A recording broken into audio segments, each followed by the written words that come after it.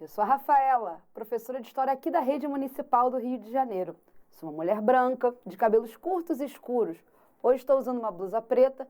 Estou aqui no cenário da Multirio. Bem-vindos à nossa aula. Bem, antes de começar a aula, tem umas perguntinhas para fazer e você responde aí de casa, beleza? Então vamos lá. Pensa no seu bairro. Tem algum lugar assim específico que você gosta muito? Mas assim, você já passou alguma experiência muito legal nesse lugar? Não sei, pode ser, por exemplo, a quadra onde você fez um gol assim incrível. Pode ser uma festa na rua que aconteceu. Você pensar em alguma experiência que te marcou. Então, se você já pensou, se você respondeu aí de casa, você já começou a pensar sobre o tema da aula de hoje, que são os locais de vivência. Bem, mas antes, vamos relembrar rapidinho o que é um local de vivência? Os locais de vivência são os lugares onde a nossa memória ela é construída ao longo do tempo. Elas são simplesmente locais na cidade, no bairro, na rua, onde existem troca de afetos, existem experiências, onde você circula e interage com outras pessoas.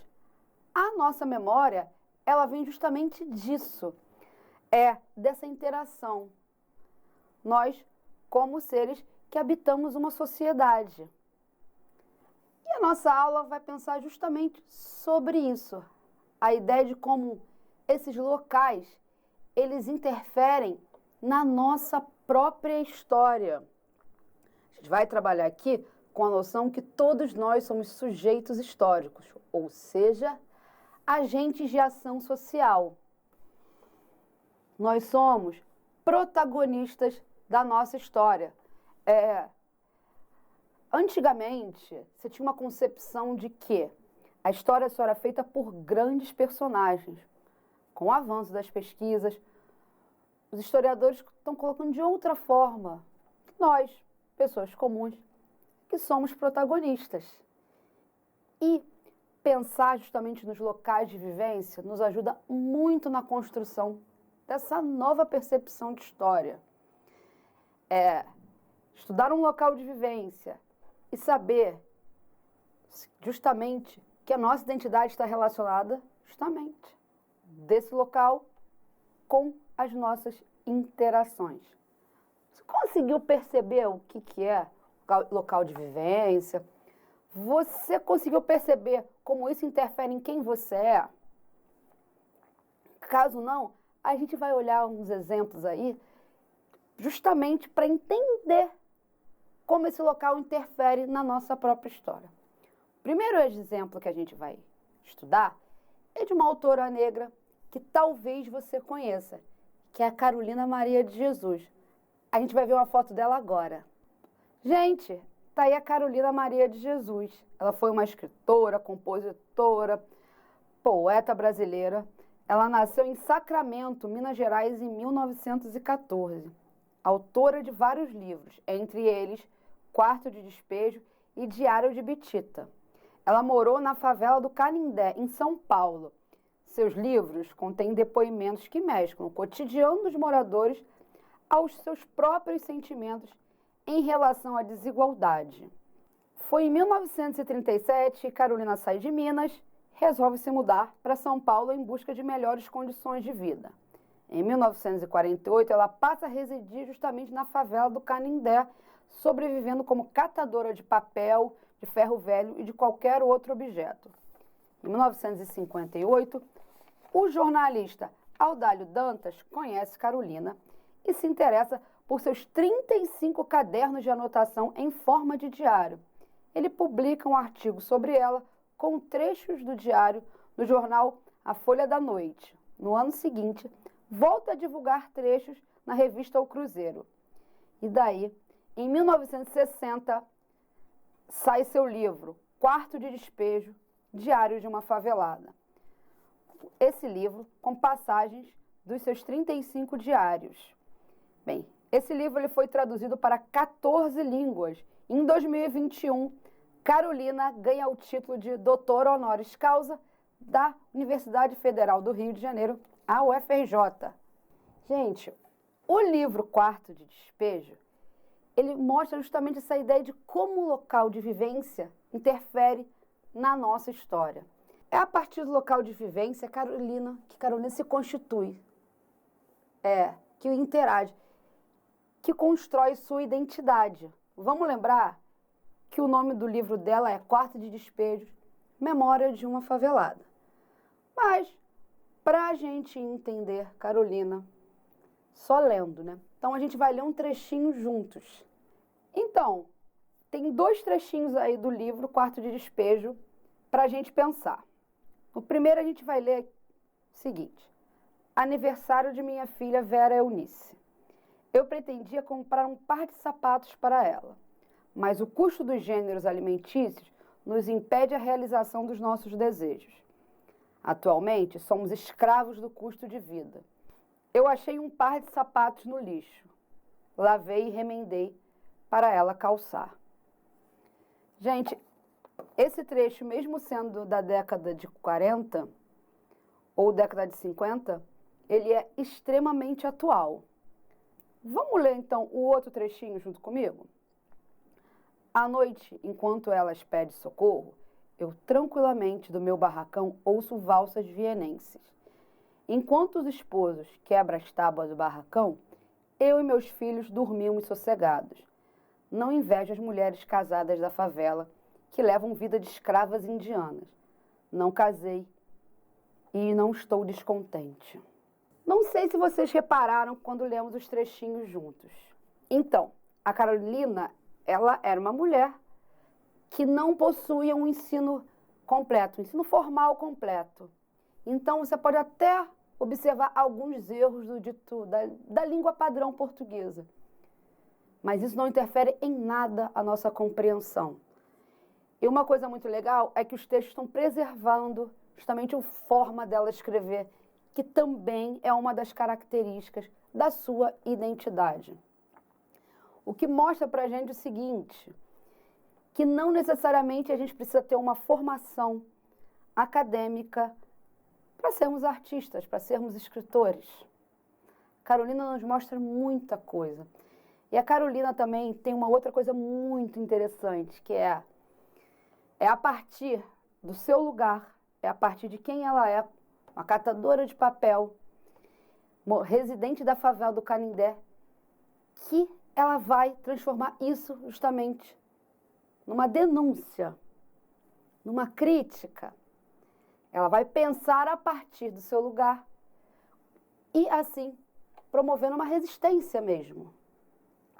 Tanto na língua, mostrando que uma favelada é capaz de escrever um livro que vai ser traduzido para 14 línguas, como também para denunciar todo um cotidiano de opressão vivido por ela na favela do Canindé e também em outras favelas existentes no Brasil.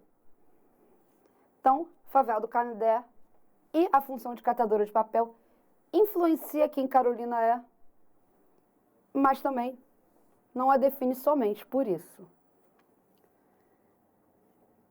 Outro exemplo que eu estou trazendo na aula de hoje para você é outra escritora negra, um pouco mais atual.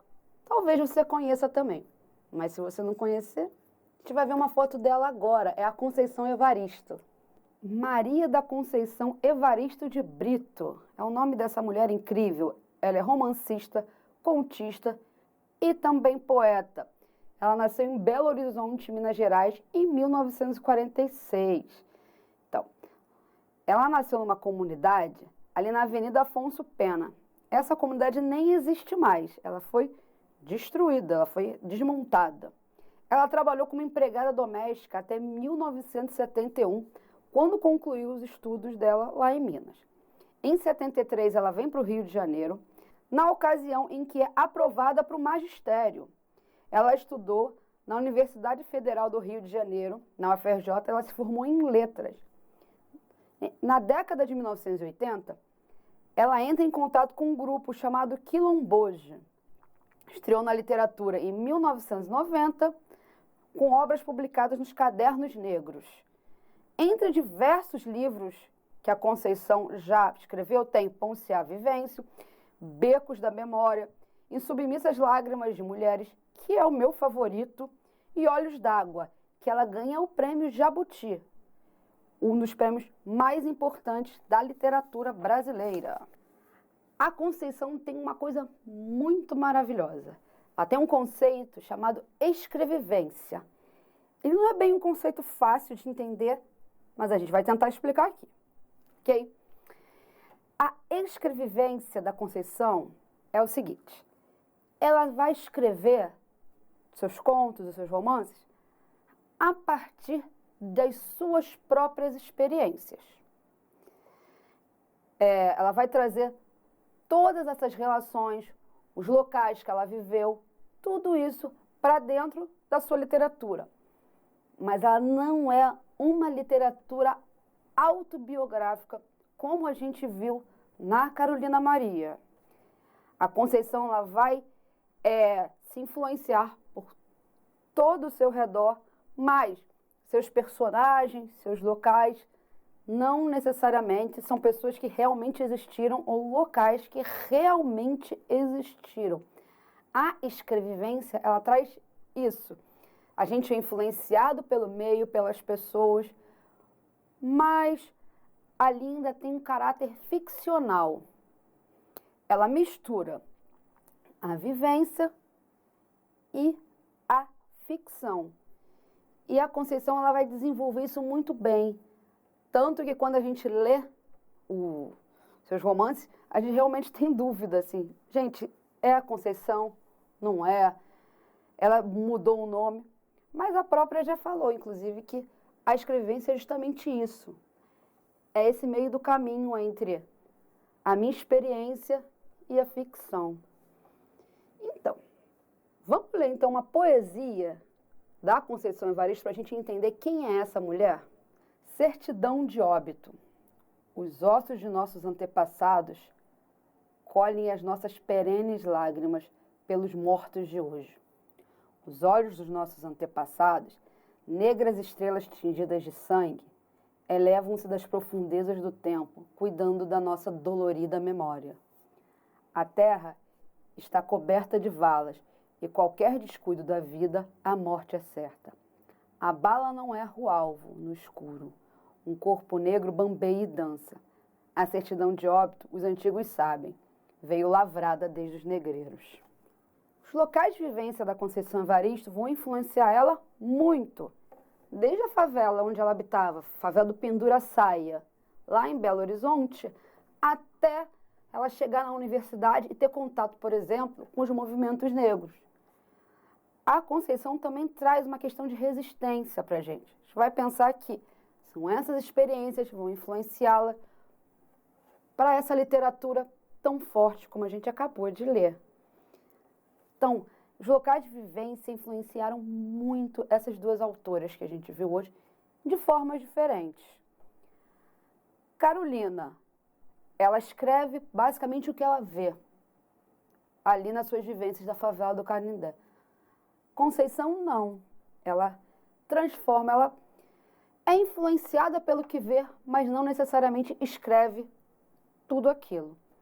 Mas o que é mais legal da gente reparar é que ambas trazem essa ideia de local de vivência, que influencia a sua história, e usar isso como uma forma de resistência, de denúncia, de mostrar ao mundo a condição de seus locais.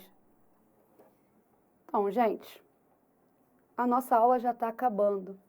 Vimos na aula de hoje justamente como nossos locais de vivência influenciam muito em quem nós somos e que a partir deles a gente pode se movimentar para fazer alguma coisa. Então, como sempre, vamos ver o nosso desafio? Pensando aí na noção de escrevivência da Conceição Evaristo, que tal você escrever uma carta? Com a sua última lembrança, com o que está mais fresco aí na sua cabeça, escreva essa carta para si mesmo, para o seu eu do futuro. Guarda e lê só no final do ano. Gente, vou ficando por aqui. Até a próxima. Tchau, tchau.